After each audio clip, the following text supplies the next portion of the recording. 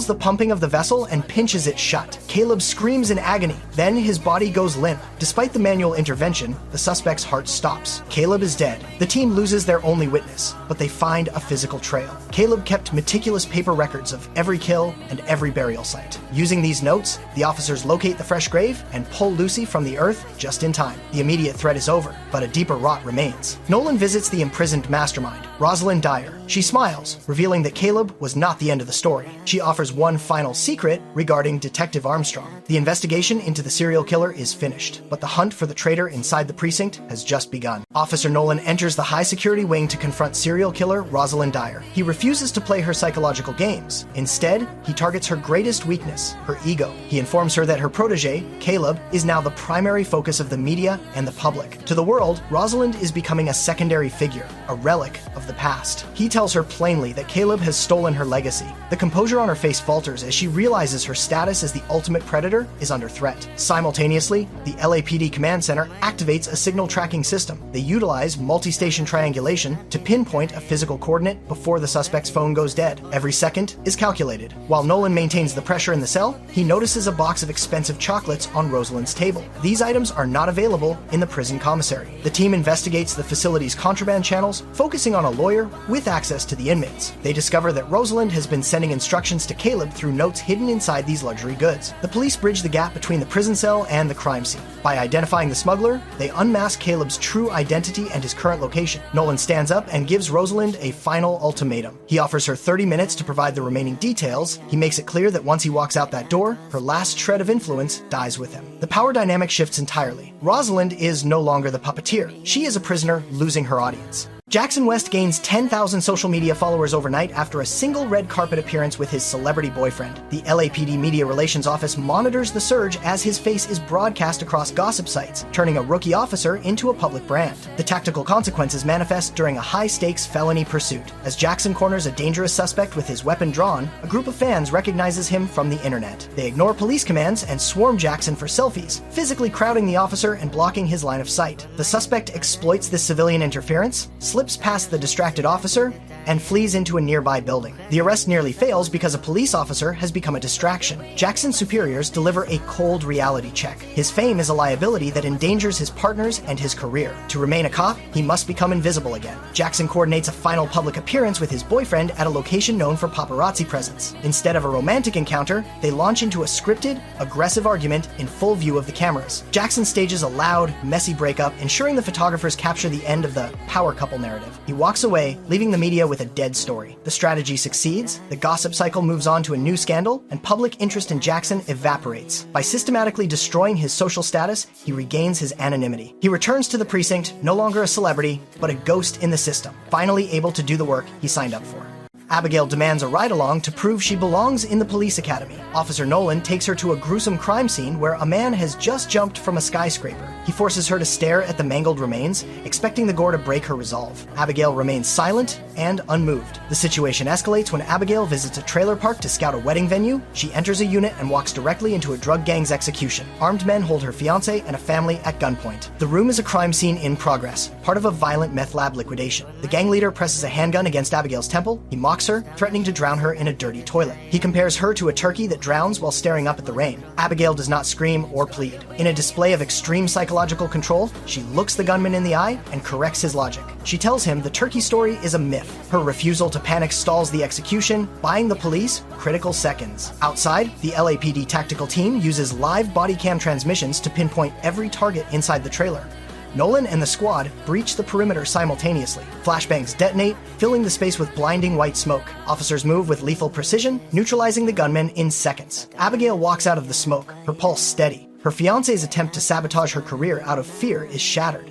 She has survived a high-stakes standoff by outthinking professional killers. The girl with an arson record just proved she is the most composed person in the room. She is a natural-born cop. Officer Chen returns to the precinct for her first shift after being buried alive. She immediately shuts down any attempts at sympathy, refusing to be treated as a victim. Her focus is entirely on a rigorous psychological recovery process. She utilizes eye movement desensitization therapy, tracking visual cues to recalibrate her brain's response to trauma. She works to rewire her fight-or-flight mechanics, systematically replacing panic mechanic with tactical observation. To test her readiness, she enters a high-pressure social environment at a speed dating event. While others look for connection, Chen scans for threats. When a man's behavior triggers her instincts, she reacts with the speed of a hunter. She subdues the potential threat instantly, proving her reflexes have survived the ordeal. Despite her performance, she still carries the physical mark of her trauma, a tattoo of her own death date etched into her skin by her captor. In the training gym, Officer Bradford confronts her about the ink. He strips away the sentimentality and presents a hard fact. He tells her that the man who gave her that mark is dead and buried, while she is standing in front of him. He reframes the tattoo not as a record of her demise, but as the official start date of her new life. Chen stops trying to hide the mark. She accepts the date as proof of her survival and prepares for the next shift. Officers pursue a suspect into an abandoned warehouse, but find a different victim, Joe, a homeless veteran dead on the floor. His neck has been snapped with professional, lethal precision. The forensic evidence points to a high-level execution. As the team uncovers a massive counterfeit money operation linked to the site, the investigation is abruptly halted. The superintendent enters the precinct and issues a direct order to stand down. He reveals that the search warrant triggered alarms at the highest levels of the federal government. The team refuses to abandon a murder case. They illegally access LA Clear, a restricted cross-agency database, to identify the entity protecting the factory. They force their way through federal security layers, exposing a connection to the Defense Intelligence Agency. The retaliation is immediate. A DIA colonel breaks into John Nolan's home and waits in the dark. He systematically lists the team's vulnerabilities and past traumas, labeling Nolan the weak link and demanding they cease all inquiries. Ignoring the threat, the officers track the operation to the city docks at night. They find pallets of fake currency being loaded onto a ship for covert overseas missions. DIA agents surround the police with assault rifles, creating a deadly standoff. The colonel believes he has won until a red laser dot settles on his chest. A police sniper on a nearby crane locks a .50 caliber rifle onto his heart. Faced with a no-win scenario, the colonel concedes. He surrenders the professional assassin who murdered Joe. The killer is taken into custody, while the counterfeit millions are allowed to sail away to fund the government's secret wars.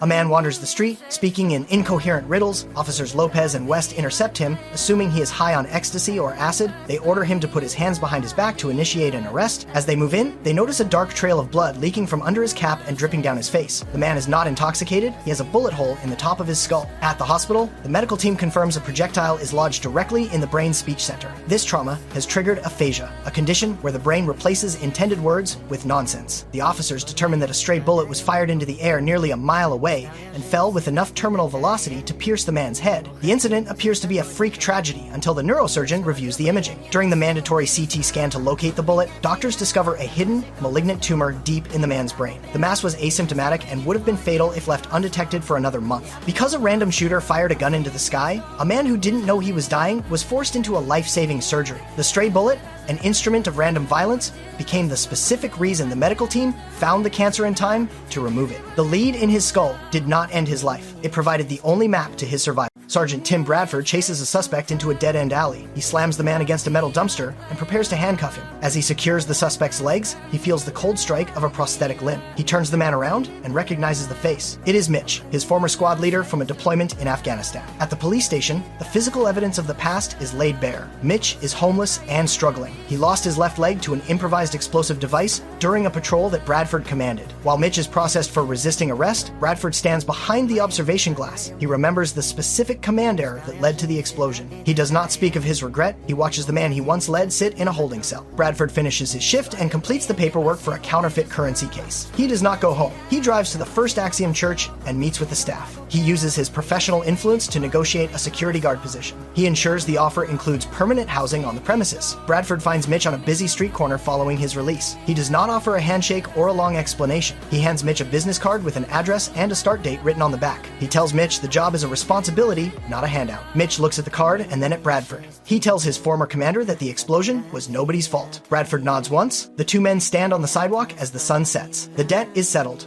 Suspect Singer waits in a holding cell. Officer Chen orders him to step out for a physical lineup. Singer complies, showing no signs of stress. He tells the officer he was just getting comfortable. The witnesses fail to identify him. Singer believes the investigation has hit a dead end. He walks through the station hallway with visible confidence. He encounters a man in a hoodie sitting in a cell. Singer assumes the man is another detainee. He begins to brag about his methods. He explains the necessity of hitting hard and driving away fast so no one gets a good look. He specifically mentions that the stolen ride will earn him $10,000. He treats the crime crime like a business transaction. The man in the hoodie stands up and removes his hood. It is Officer Nolan. Chen stands at the door and asks if the suspect confessed. Nolan confirms. Singer's expression shifts instantly. He claims the situation is entrapment. Nolan corrects him. There is no legal expectation of privacy within the walls of a police station. Every statement Singer made was recorded by Chen's body camera. The boast about the $10,000 profit is now a formal confession. Singer's own words serve as the primary evidence against him. He is escorted back into custody. The case is closed not by a witness, but by a digital recording of a suspect who spoke too much.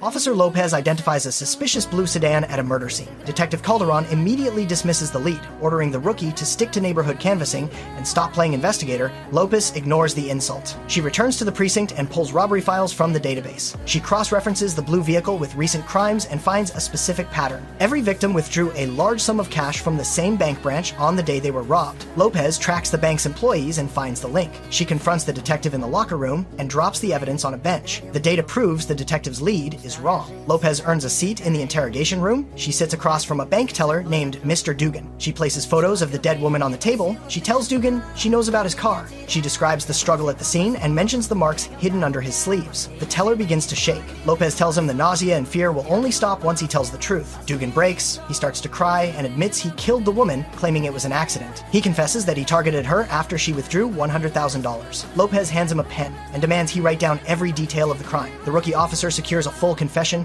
while the veteran detective watches in silence from behind the observation glass. Rookie officer Jackson West receives a blue-page disciplinary notice from his training officer, Doug Stanton. The report cites insubordination and neglect of evidence, placing Jackson on the verge of termination. Jackson's father offers him a transfer to a different precinct to escape the situation. Jackson refuses. He chooses to stay and face Stanton directly. Jackson changes his tactics. He approaches Stanton with a staged apology, feigning submission and fear. He plays the role of a broken rookie to lower Stanton's guard. Stanton accepts the apology, believing he has successfully bullied Jackson into total compliance. The two officers patrol a high-crime housing complex. When they encounter a group of hostile men, Stanton sees an opportunity to settle the score. He intentionally separates from Jackson and retreats to a safe distance. He watches from behind a fence as the group surrounds the rookie. Jackson does not retreat. He reaches for his chest and manually activates his body camera. The gang members drag Jackson to the ground and begin a brutal assault. Jackson sustains heavy blows to his head and torso. He offers no resistance, ensuring the camera captures the full extent of the violence and Stanton's proximity. When backup finally arrives, Stanton attempts to frame the incident as an unavoidable ambush. Jackson, bleeding on the pavement, points to his camera. The devices recorded Stanton standing still and watching the beating without intervening. Sergeant Gray reviews the footage on site. The recording confirms Stanton's cowardice and dereliction of duty. In front of the assembled officers, Stanton is ordered to surrender his gun and badge. He is escorted away in disgrace while Jackson is taken to the hospital, having used his own blood to secure the evidence needed to end a corrupt career.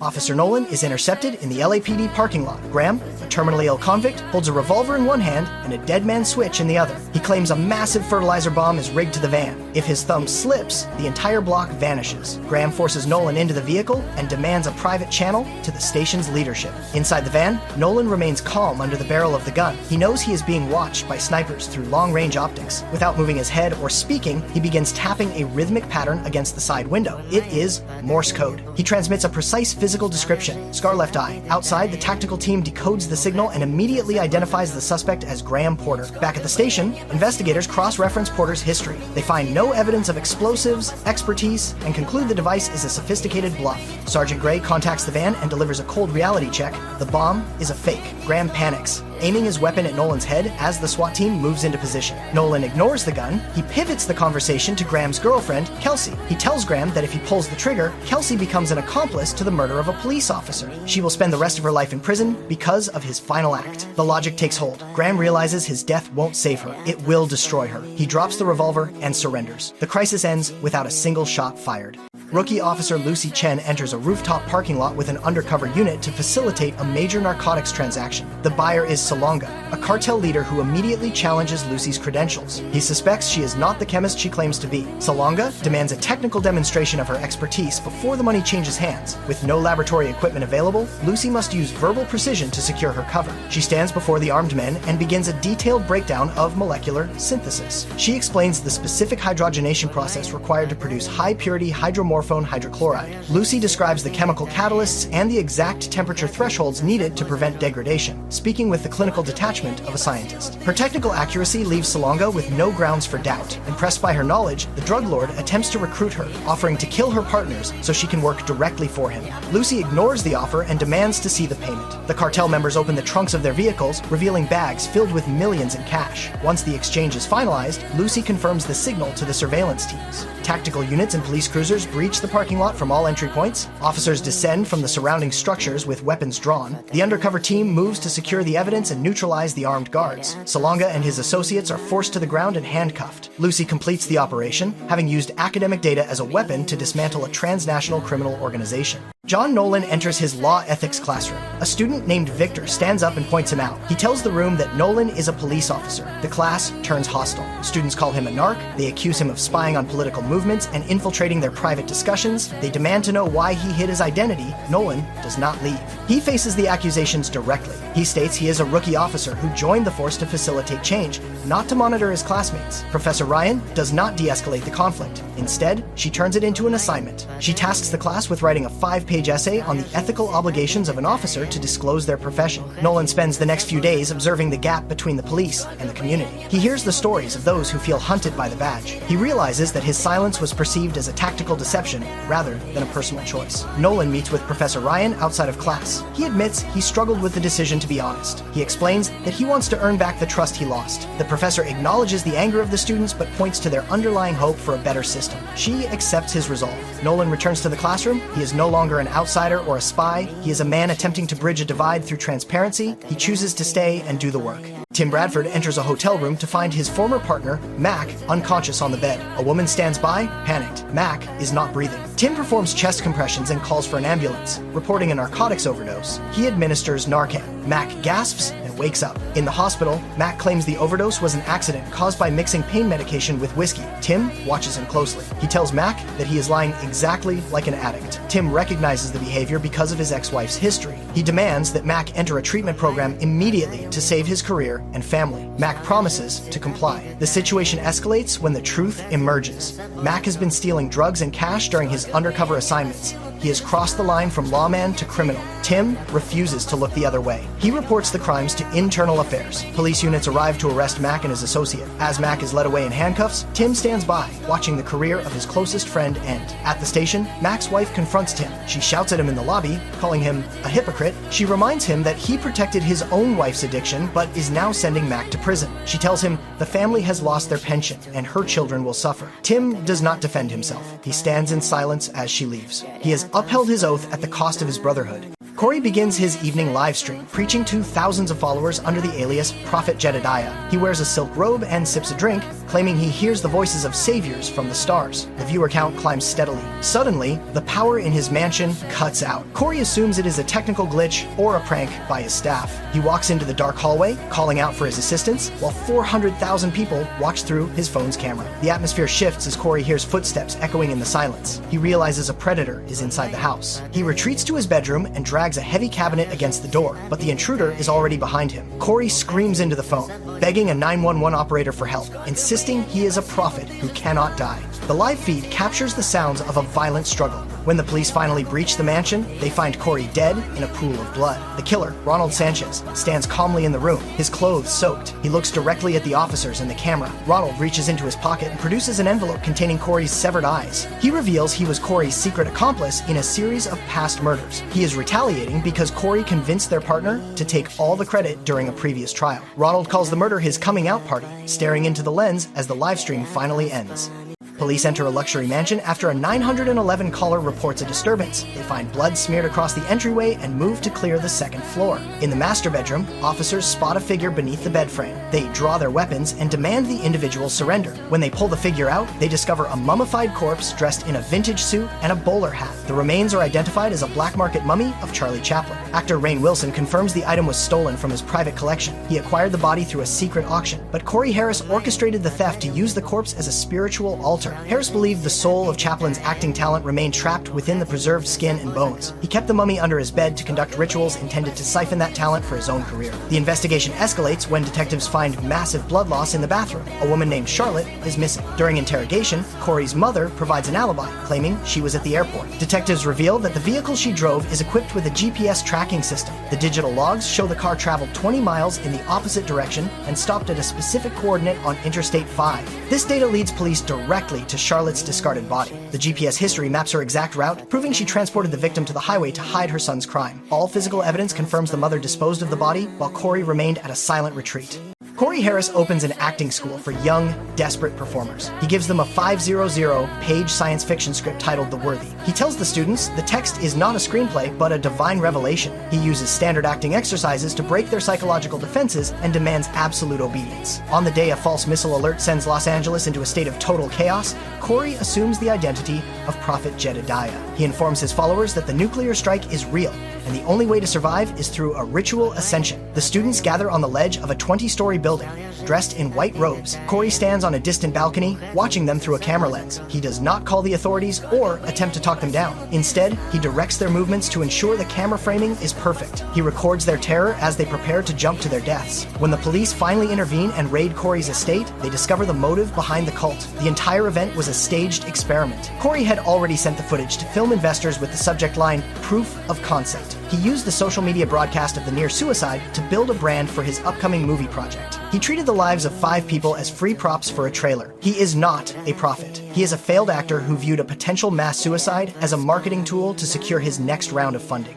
Corey Harris sits before a high-definition camera, broadcasting to an audience of 400,000 people. Having evaded legal consequences for his previous crimes, he uses this digital platform to solidify his status as a self-proclaimed prophet. He speaks with absolute authority, unaware that Ronald Sanchez is already moving through the house. Sanchez, a serial killer associated with the Southland Stalker, is not there for a sermon. He is there to settle a dispute over the distribution of stolen money. The lights in the room suddenly fail, the live feed continues in the dark, capturing the sudden shift in the room's atmosphere. The arrogance in Corey's voice vanishes instantly. He transitions from a divine leader to a desperate man, begging for his life as Sanchez closes the distance. The 400,000 viewers watch a black screen as the sounds of a physical struggle fill their speakers. Sanchez pins the cult leader down and begins the execution. He gouges out Corey's eyes while the broadcast remains active. This is a public execution, performed for a global audience. Outside, police tactical teams breach the perimeter and storm the residence. They move through the hallways with flashlights and weapons drawn. They find Corey's mutilated body slumped near the desk. Sanchez stands over the corpse, offering no resistance to the arrest. As the officers secure his hands, Sanchez reveals a human eyeball. He holds the trophy toward the lens of the still active camera. The farce of the cult ends. The prophet is dead, and the stream finally cuts to static.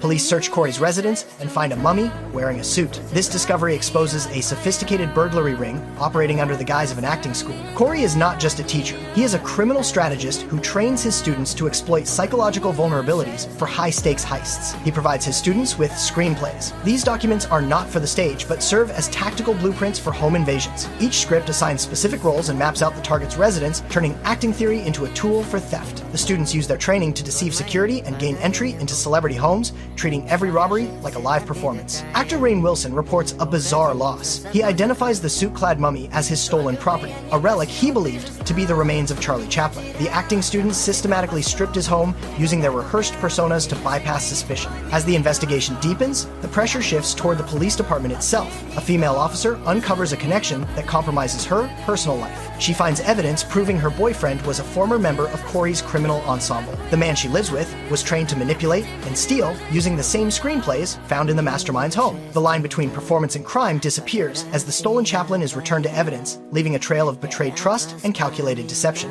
Corey Harris discards his past as a child to reinvent himself as Prodigy. He establishes a cult called Word, targeting those seeking purpose and transformation. A false media missile is suddenly broadcast across Los Angeles, sending the population into a state of total terror. While the city descends into chaos, Corey activates his plan. He informs his followers that the impending strike is actually a robbery, an ascension, and gathers the people who moved on 20-story apartment buildings. Men and women stand shoulder to shoulder on the narrow concrete ledge of the building, look into the horizon, waiting for alien vessels to retrieve them before the city's level. Corey stands at the center, narrating the end of a world of abundance that has ceased to think for itself. Сколько бы я ни просил, но ты же знал, что меня терял. Я босиком по стеклу, бегал так упрямо. Если бы не твой милый голосок,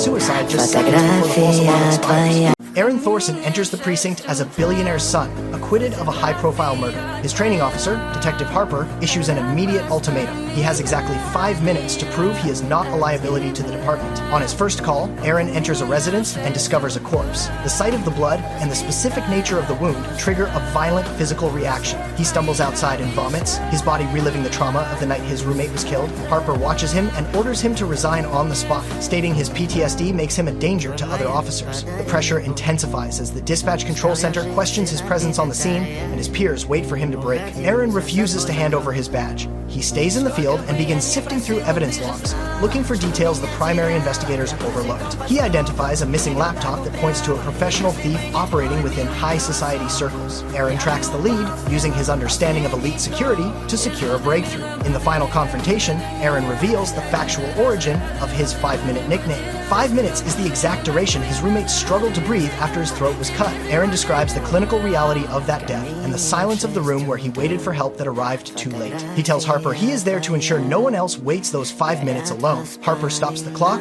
Aaron has earned his place.